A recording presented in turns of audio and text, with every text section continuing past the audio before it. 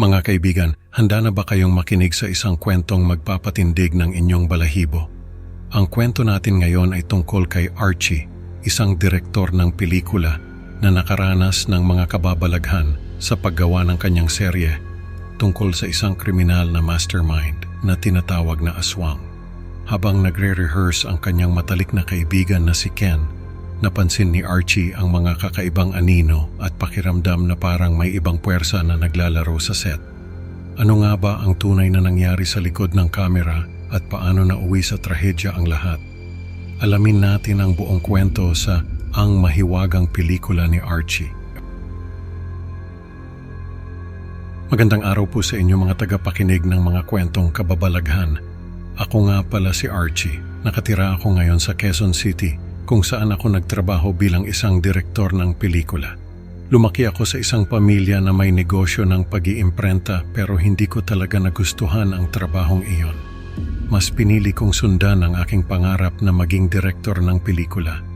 Ang kwento ko ay tungkol sa isang pelikulang nagdala ng matinding takot at misteryo sa buhay ko. Matapos ang mapaminsalang bagyong Ondoy, nagpakasal ako kay Dina, isang maganda at mapagmahal na nurse mula sa Davao. Nagsimula akong magtrabaho sa ilalim ni Renato, isang kilalang producer. Archie, alam kong kaya mong gumawa ng kakaibang pelikula, sabi ni Renato habang iniabot niya sa akin ang kontrata para sa aking unang pelikula. Nagsimula akong magbuo ng serye ng pelikula tungkol kay Aswang, isang kriminal na mastermind, at si Detective Thomas, isang matapang na detective ng NBI na ginampanan ng aking matalik na kaibigan na si Ken. Nasa set kami ng aming ikalawang pelikula at ramdam ko ang tensyon sa hangin. Si Ken, na gumanap bilang Detective Thomas, ay nagbibigay ng lahat ng kanyang makakaya sa bawat eksena. Ken, kailangan nating ipakita ang tunay na takot dito, sabi ko habang pinapanood ko siyang mag-rehearse ng isang eksena kung saan hinahabol niya si Aswang. Habang nagre-rehearse si Ken, may napansin akong kakaiba ngunit binaliwala ko ito, inisip na marahil ay dulot lamang ng pagod. Ang bawat eksena ay nagiging mas madilim at mas nakakatakot na parang may sariling buhay ang pelikula. Naging mas emosyonal at pisikal si Ken na tila naaapektuhan ng karakter ni Detective Thomas. Archie, parang hindi na ito pelikula, parang totoo na, sabi ni Ken sa akin isang gabi matapos ang isang nakakapagod na araw ng shooting. Ano bang ibig mong sabihin, Ken?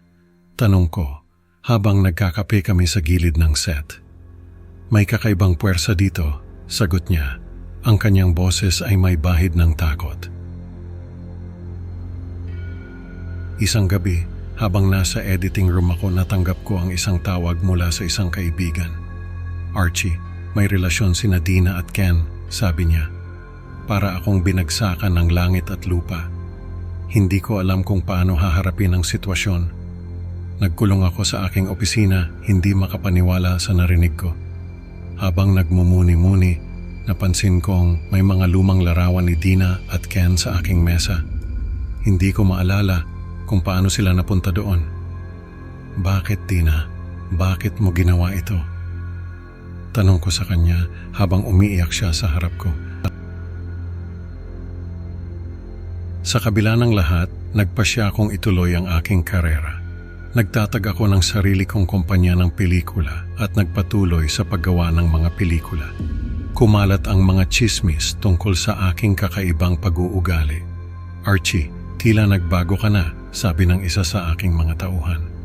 Babalik si Ken para sa isang bagong pelikula, sabi ko sa isang interview na nagdulot ng malaking ingay sa industriya.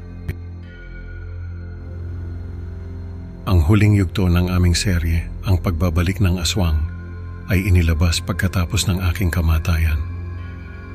Nakakabahala ang pagiging surreal nito.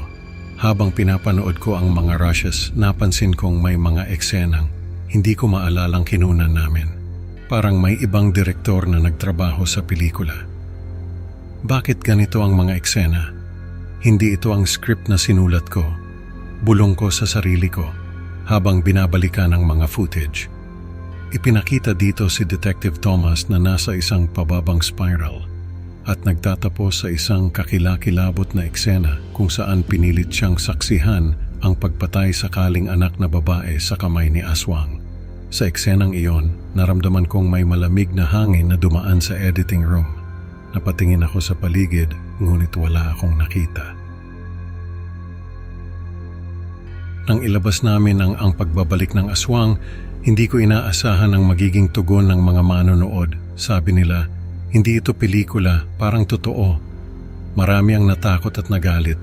Hindi ko tiyak kung matutuwa ba ako o matatakot sa kanilang mga reaksyon. Ngunit totoo nga, may kakaibang aura ang pelikula.